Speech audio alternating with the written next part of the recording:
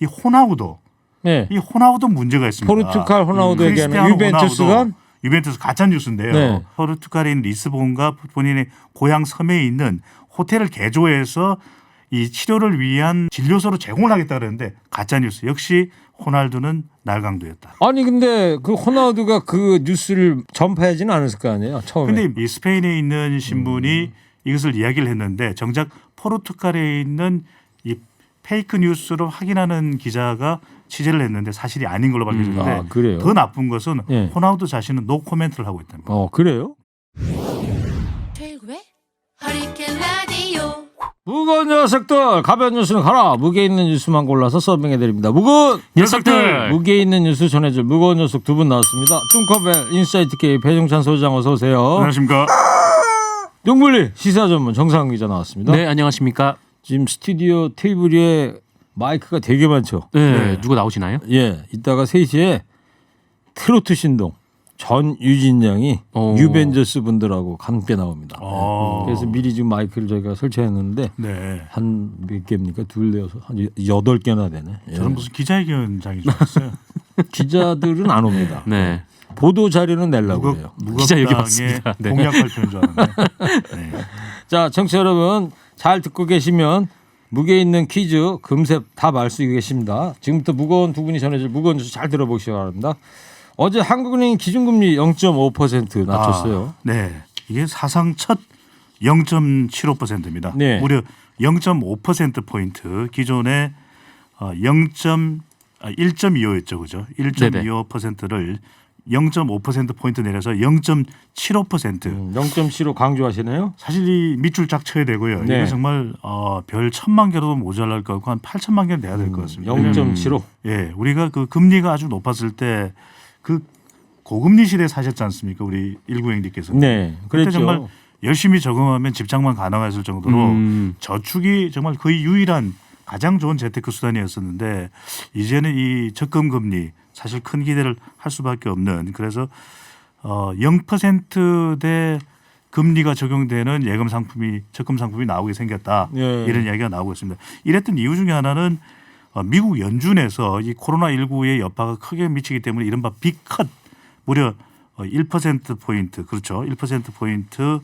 큰 폭의 사실상 금리를 내렸거든요. 사실 제로 금리죠. 예. 0에서 0.25%의 이 금리 시대를 열었기 때문에 우리도 이제 임시금융통합위원회를 통해서 이제 한국은행에서 내렸는데 한 임시금융통합위원회가 열렸던 것도 한 2번 정도였었습니다. 예. 9.11 테러가 있었을 때 또 금융통합위기가 있었을 텐데 그만큼 코로나19가 미치는 경제적 여파 상당히 크다고 볼 수 있고 우리 청취자분들께서도 이 제로금리 시대에 어떻게 재테크 수단을 사실 뭐 지금 재테크를 한다는 것 자체가 뭐 생각이 안 날 정도의 그런 그렇죠. 상황인데 0%대에서 뭐. 대비는 해야 되겠습니다. 오늘 준비 많이 해오셨네요. 항상 준비되어 있죠. 영어 전문 용어 많이 쓰시고요. 자, 정상훈 기자. 네. 미국도 그렇잖아요. 금리를 1%나 낮췄는데 근데 이 증시가 이제 세계적으로 다 폭락을 해버렸어요. 네. 우리 시간으로 어제 오전에 이 미국의 중앙은행격인 그 연방준비제도가 금리를 무려 1%포인트나 낮췄는데 예. 그래서 이제 현재 미국 금리가 그 0에서 0.25%로 거의 이제 제로 금리가 된 거죠. 그렇죠. 그래서 트럼프 대통령이 이거를 두고 뭐 큰 걸음이자 뭐 대단한 조치다 뭐 이렇게 기대감을 드러내기도 했는데 그런데 이 정작 그 증시에는 약발이 전혀 먹히지 않았습니다. 그 연준이 금리 발표를 일요일에 했었거든요. 그래서 마침 또 금요일에 이 다우존스나 낙스닥이 상당히 좀 반등을 한 상태에서 일요일에 또 금리 발표를 하니까 이 기대감이 높았었는데 정작 문을 딱 열어보니까 이 다우존스가 한 13% 가까이 폭락을 한 겁니다. 무려 3,000포인트가 빠졌고요. 그 나스닥 지수도 이 12.32% 하락을 했고요. 그리고 앞서서 그 뭐 영국도 한 4%, 독일도 5% 이렇게 대폭 하락을 했고 미국 시장의 충격 여파로 우리도 현재 지금 1.5% 포인트 빠진 상황입니다. 네. 하여튼 뭐 아까 허리케인 데스크에서도 말씀을 드렸는데 전 세계적으로 올 한 해 400만 대 자동차가 판매가 안 될 거다. 네. 계속 이제 불황의 늪으로 가고요. 5월 말까지 각국 정부가 항공업을 지원 안 하면 모든 항공사들이 다 파산할 가능성 우려도 있다. 이런 전망도 있고 그래요. 항공산업이 가장 위협적이죠. 항공산업 자체가 지금 사실상 비행기를 띄울 수가 없는 상황이기 지금 때문에. 떠다니는 비행기는 화물기밖에 없는 거죠, 그러니까요. 사실상. 그래서 대한항공도 지금 기존 여객기를 화물기로 대체 운영을 해서 베트남 쪽에 투입을 하고 있고요. 예. 그다음에 자동차도 기존에 지난해에도 사실상 공급 과잉이었습니다. 그런데 이런 상황까지 펼쳐지고 또 와이어링 하네스라고 중요한 이 배선 뭉치 자체가 중국으로도 조달이 안 되거든요. 예. 그러니까 엎친 데 덮친 격이 되고 있습니다. 예. 자, 이 코로나19 얘기해 보는데 우리는 지금 한 나흘째죠. 사흘째, 100명 네. 밑으로 지금 추가 확진자가 나오고 그러는데 유럽하고 미국은 갈수록 상황이 심각해지는 것 같은데요. 점입 과경입니다. 이게 근데 제가 볼 때는 이게 뭐 강 건너 불구경 하듯이 저 사람들 고생하니 그렇게 봐서는 될 일이 전혀 아닌 것 아니죠. 같아요. 네. 모든 게 다 지구촌 한 마을이고 동시에 연결되어 있기 때문에 함께 다 걱정을 해주고 예방을 그럼요. 좀 해야 될 것 같은데 그 이태리 그 뉴스 보셨어요? 화면에 심각합니다. 네. 그 야전병원 전쟁 네. 났을 때 야전병원 같은 데다가 텐트를 쳐놓고 네네. 환자가 거기 누워 있잖아요. 네. 그리고 앞에 이제 번호 뭐 손으로 쓴 이제 수기로 예. 이제 번호 같은 그러니까 말이죠. 표도 달려 있었는데. 워낙 이탈리아가 고령 인구가 많은 데다가 지금 우리는 안정되어 가고 있는 상황이지만 또 방심해서는 안 되겠고 앞서 최일구 행님가 말씀하신 대로 역유입되는 것에 대해서 우리는 상당히 우려할 수밖에 없다. 그래서 정부도 특별 입국 절차를 전 세계로 확대하는 조치를 취할 이를 검토 중에 있는데 지금은 이제 유럽은 전역으로 확대됐습니다. 미국의 경우에도 트럼프 대통령이 비상사태를 선포했는데 처음에는 본인의 리조트가 있는 영국 아일랜드를 뺐거든요. 예. 다시 추가를 했습니다. 그래서 지금 이탈리아 같은 경우에는 지금 프랑스, 스페인은 독일 하루 새에만 확진자가 뭐 7,000명 이상 늘어나는 이제는 새로운 진원지가 이 유럽이 되고 있는데 유럽의 첫 확진자가 발생했던 중심 지역이 이탈리아거든요. 그 그랬죠. 이유가 있습니다. 이탈리아의 북부 지방이 이제 롬바르디아 지역인데 이쪽에 섬유 산업이 상당히 발달되어 있거든요. 그런데 이 섬유 산업이 또 중국과 연관되어 있습니다. 그래서 첫 번째 확진자의 인디케이터가 중국과도 관련되어 있다는 이야기가 나오고 말씀하셨던 대로 의료 체계 문제입니다. 이탈리아에 상당히 의료진들이 다른 유럽으로 갈 정도로 대우가 좋지 않고 공공의료체가 무너져 있었고 또 하나는 이제 입국 금지에 우리하고 달랐는데 여전히 그런 부분에서 구멍이 있었다는 건데 한 가지만 꼭 짚고 넘어가야 될 시간은 없지만 이 호나우도 네. 이 호나우도 문제가 있습니다. 포르투갈 호나우도 얘기하는 크리스티아노 유벤투스가 호나우도 유벤투스 가짜 뉴스인데요. 네.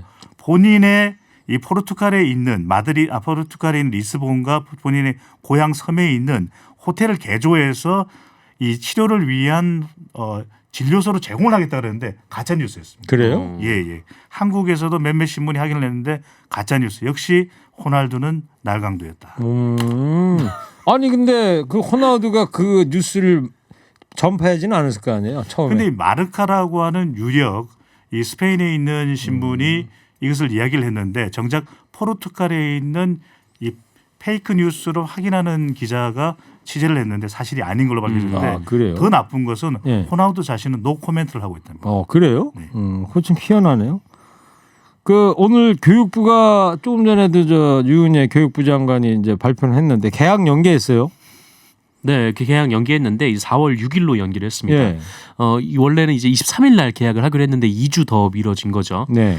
이로써 이제 처음으로 이제 4월 계약이 이루어지게 된 건데 일단 뭐 지금 현재 뭐 그 구로 콜센터를 비롯해서 서울 지역에 계속 감염 환자가 좀 나오고 있고 아직 뭐 학교 현장에서도 이 감염 예방을 위한 준비가 좀 덜 돼 있다라는 얘기가 나오면서 이전부터 계속 더 연기를 해야 된다 이런 얘기가 많았었습니다. 그래요. 아이들 건강이 최우선이죠. 그럼요.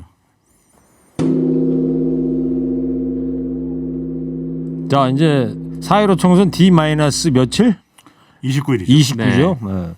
미래한국당 미래통합당의 이제 위성정당 미래한국당이 지금 비례대표 후보 이 순번 매겨놓은 거 가지고 지금 난리죠 지금. 예? 네, 일단 어제 오후에 이 공천 결과를 발표했는데 정말 뜻밖의 그 순번이었습니다. 네. 1번이 일단 조수진 이 동아일보 논설위원이었고 네. 2번이 신원식 전 육군 수도방위 사령관, 3번이 미래한국당이 자체 영입한 김혜지 시각장애 피아니스트, 4번이 조태용 전 외교부 1차장 이렇게 쭉 나가는데요. 네.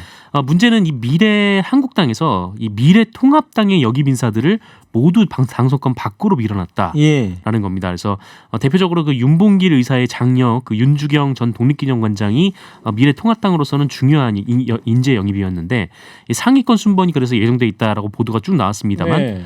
21번으로 그러니까요. 결론이 났습니다. 안전 당선권이 한 20번까지 정도 네. 된다며요. 네네. 그러니까 이 미래통합당 황교안 대표나 이쪽에서 미래한국당 위성정당인 그 미래한국당 한성교 그렇죠. 대표한테 네. 우리 저 영입한 인사들이니까 특별히 좀 잘 좀 봐주시게 했는데 그냥 20번 밖으로 내보는 거 아니에요? 네. 그러니까 이게 미래통합당은 상당히 곤혹스러운 거죠. 황교안 대표는 인재 영입 인사들이 적어도 미래통합의 상위 순번에 위치할 것이라고 기대를 했던 것이거든요. 당연히 그랬겠죠. 그럴 것이라고. 그런데 공천위원이 선정될 때부터 상당히 잡음이 있었습니다. 네. 누가 공천위원이 되느냐인데 상당수 불출마 의원들이 가서 했는데 결과적으로는 이게 이 미래한국당 비례위성정당이죠. 여기서 기준으로 그대로 선정을 했다라고 하는 것인데 이것에 대해서 미래통합당은 앞서 정상근 기자가 이야기했던 대로 대부분 인재 영입 인사를 20위권 밖으로 세워놨어요. 네. 이렇게 되면은 상당히 당선이 안 될 가능성을 이야기하는 건 높아질 수밖에 없다는 건데 문제는 한성규 대표조차 황교안 대표하고 지금 잘 소통이 안 되고 있다는 거예요. 자칫 잘못하면 위성 정당이 아니라 가장 강력한 경쟁 정당이 될 수 있는 거예요. 네. 같은 지지층을 놓고 정당 투표 대결을 벌이게 되는 가장 강력한 경쟁 정당이 될 가능성도 생겼습니다. 그렇죠. 그러니까 뭐 황교안 미래통합당 대표는 배신이다. 예? 이런 얘기를 했다고 그러던데 이 배신자 노래도 아마 좀 떠올렸을 것 같기도 하고. 이명웅이죠. 예. 제가요 퀴즈 하나 낼게요. 이 통합당의 발목을 잡은 게 있는데 뭔지 아세요? 눈밭에 산다는 말과 좀 발음이 비슷해. 뭐예요? 눈 속에 사는 말과 비슷한 설마? 말. 그렇죠. 설마. 설마가 미래통합당의 발목을 잡았다. 네. 오늘 퀴즈인가요? 네, 오늘 조금 전에 제가 만들어놓은 퀴즈입니다. 네. 괜찮았어요? 청취자 퀴즈는 아닌 거죠? 너무 좋은데요? 네. 헷갈려실까 봐. 무거운 퀴즈입니다. 지금 그냥 청취자 퀴즈는 퀴즈 아니고. 게시판에 설마 올라오고 있네요. 설마 아니겠지. 설마는 아니겠지만 이런 글들이요. 그런데 이 미래한국당 이 위성정당의 한성교 대표 이분이 그 대표적인 친황 아니었어요? 그랬습니다. 친황교안? 네, 이 황교안 대표가 이 대표로 취임했을 때 첫 사무총장이 됐던 전력이 있고 또 그만큼 이제 친황으로 분류가 됐던 인사고 황교안 대표가 미래 한국당으로 굳이 이 한성교 의원을 보낸 것도 그만큼 이제 신임이 두터웠기 때문이다라고 그 당시 언론 보도가 쭉 나왔었는데 다만 이 사무총장에서 물러날 때 모습은 좋지는 않았었습니다. 네. 이 황교안 대표가 이 장외투쟁을 시작하면서 이 자갈치 시장을 방문을 했었는데 예. 그 미래통합당 당시 자유한국당이죠. 이 자유한국당의 당직자들이 자갈치 시장이 쉬는 날 일정을 잡아버린 거예요. 이게 좀 논란이 되면서 이 한성교 당시 사무총장이 이 당직자들에게 뭐 욕설 섞인 말을 했다라고 해서 그게 또 논란이 된 적도 있었습니다. 네. 근데 한 가지 놓치고 있는 것은 한성교 의원은 친황이기 전에 친박입니다. 그렇죠. 네. 하긴 그렇죠. 네.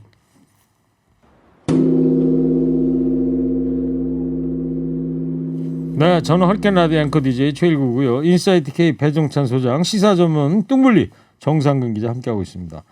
바른미래당 쪽 얘기 좀 해보려고 그러는데 이 판결이 어제 나왔는데 네. 바른미래당 소속 의원들의 이른바 셀프 제명 이게 무효다. 네, 네. 그래서 이제 결론은 이분들 중에 통합당으로 간 분들도 있는데 도로 네. 이제 민생당 이름이 바뀐 네. 민생당으로 가라 이렇게 된 거 아니에요? 뭐 도로 이제 전원 복귀가 된 겁니다. 네. 좀 굉장히 당혹스러운 상황이 됐는데 총선 한 29일 남겨두고 참 별의별 희한한 일들이 많이 생기고 있습니다. 역대 선거에서 이런 선거는 없었던 것 같아요. 위성 정당이 생기고 막 공천이 이렇게 되고 물론 지난 2016년 공천도 말이 많았는데 그때는 이번은 뭐 옥새 네. 들고 나르서 요것만 기억했으면 될 것 그러니까요. 같았는데 네. 이번에는 너무 이번에는 복잡한데. 기억해야 될 게 한두 너무 가지가 아닌 복잡하죠. 것 같아요. 그래서 이 바른미래당에서 이 미래통합당으로 간 이 신용현 의원이 있습니다. 네. 그래서 이분 같은 경우는 이제 대전 유성에서 이제 그 경선을 벌여야 되는데 네. 근데 당적이 하루아침에 다시 민생당으로 되어버린 거예요. 그럼 그쪽 지역구에 그럼 미래통합당 경선 일정도 연기가 되나요? 어떻게 되는 거예요? 그래서 뭐 지금 이제 경선이 뭐 취소가 될 수 있다 이런 뭐 단독 보도가 좀 나오기도 했는데 네. 이게 지금 상황을 좀 지켜봐야 될 것 아 같습니다. 그리고 이건 뭐 바로 본선이네요, 그러니까. 그렇죠. 기억해야 네. 될 뭐 일도 많지만 기억해야 될 또 당 이름도 너무 많아. 아, 네. 네. 그렇죠. 너무 헷갈립니다. 헷갈려요. 생방송하다 보면 실수로 잘못 말할까봐 네. 걱정도 되기도 하고 그러는데 이번에도 최종 확정된 건 아닌데 지금 현재 중앙선관위에서 내용을 파악하기로는 정당 투표한 42개 정당 이야기 나오죠, 그죠? 42개요. 네네. 와, 투표용지가 굉장히 길 것이다. 막 그러니까 이런 지금 얘기도 있고. 42개의 정당을 어떻게 알겠으며 뭐 하는 정당인지 내용 확인도 없이 투표소에 가는 유권자는 뭘까요? 자, 그 민생당으로 돌아가게 된 의원들이 그래서 이제 집단 탈당하겠다 뭐 이런 예정이라면서요. 그렇습니다. 이제는 탈당하는 수밖에 없는 거죠. 셀프 제명이 안 되니까 더 이상 이제 당적은 가질 수 없고 탈당해서 자연인의 상태에서 각 당의 공천을 받는 셈이 되는 거죠. 그러니까 민생당으로 갔으니까 이제 어제 네. 판결로 예. 민생당에서 이제 탈당을 한다. 그럼요. 근데 탈당을 하면은 그 의원 신분은 유지가 되는 건가요? 잃게 되는 거죠. 잃게 되는 그럼요. 겁니까? 근데 뭐 어차피 지금 한두 달 정도밖에 안 얼마 안 남았으니까요. 남았으니까. 네, 뭐 그러네요. 의미가 없네. 20개 네, 남았으니까. 의미가 없습니다. 네. 그 더불어민주당은 이제 비례연합당으로 옮겨갈 의원들을 찾고 있는 상황 아니겠어요? 네, 왜냐하면 이 비례연합당이 의석이 없으면은 이 기호가 몇 번이 될지 지금 모르는 상황이기 때문에 그렇죠. 아까 말씀하셨듯이 뭐 45개가 나올 수도 있다라고 하면은 뭐 40몇 번 이렇게 가버리면은 찾기도 되게 힘든 상황이지 않습니까? 네.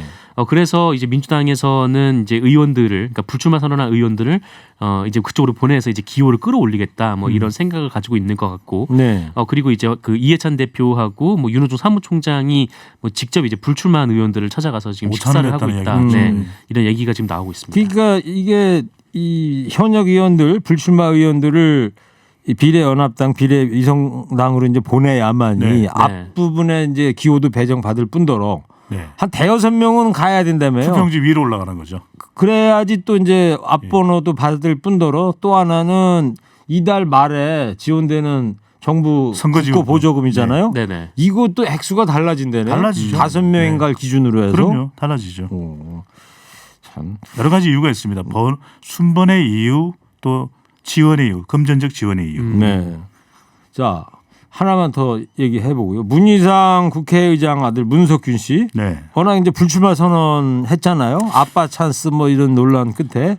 근데 또 이제 무소속 출마를 하겠다 이렇게 해서 논란이 되고 있어요. 이게 파장이 큽니다. 의정부 지역인데 바로 아버지의 지역구를 물려받아서 출마하겠다고 발표를 시도를 했었는데 그것이 이제 당에서 저지해서 막혀서 출마를 안 하는 걸로 그렇게 알고 있었거든요. 이 지역은 이제 전략 공천 오영환 네. 이 소방관 출신. 관 출신의 이 청년 인재가 출마하기로 돼 있었는데 뭐 정치적으로 장경태 전국 청년위원회 위원장이 한 이야기는 그렇습니다. 이게 정치적인 왕따를 당할 정도로 사실 지역에서 활동을 못할 정도였다. 왜냐하면 의정부 지역 내에서. 문석균 문희상 국회의장 아이들이 출마하려고 시도를 했기 때문이다. 그래서 이제는 당의 의사와는 배치되게 출마를 하겠다는 것이고 출마 선언했죠.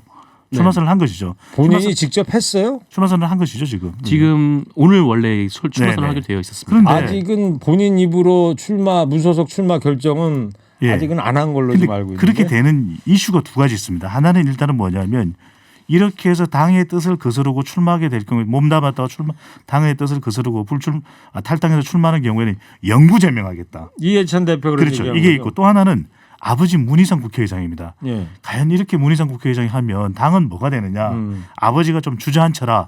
이것에 대한 상당한 부담을 또 문 네. 국회의장이 갖고 있는 것이죠. 이 문석균 씨는 조금 전에 출마 선언을 했습니다. 아 했어요? 네, 네, 했군요. 무소속으로 네네. 의정부에서 나온다고요. 자 이제 청취자 여러분 방송만 잘 듣고 계셨으면 금세 맞힐 수 있는 무게 있는 퀴즈 내드릴게요. 어제 한국은행이 기준금리를 0.5%나 낮췄습니다. 이로써 우리나라는 사상 최초로 0%대 기준금리에 들어서게 됐습니다. 현재 우리나라의 기준금리는 몇 %일까요? 뚱커벨 힌트 주세요. 정상 기자. 네. 샤프 써죠. 샤프 쓰죠. 네. 0.5 써요. 0.75 써요. 저는 두꺼운 걸 좋아해서 0.75를 그렇죠. 좋아합니다. 네. 그렇죠. 못 들어하는 거예요 지금. 굴당. 포비. 네. 그게 힌트예요. 굴당. 정답이지. 자, 정답을 말씀을 지금 두 분이 해줬는데 청취자 여러분 정답 보내주십시오. 50원 유료 문자 샵 연구일 TBS 앱 열렸습니다. 상품 준비됐습니다. 지금까지 오늘 무게 있는 뉴스들 무거운 녀석들이 전해드렸습니다. 인사이트K 배정찬 소장 시사전문 뚱블리 정상근 기자였습니다. 두 분 감사합니다. 고맙습니다. 나. 무거운 녀석들. 일부 행기의 이야기를 더 듣고 싶다면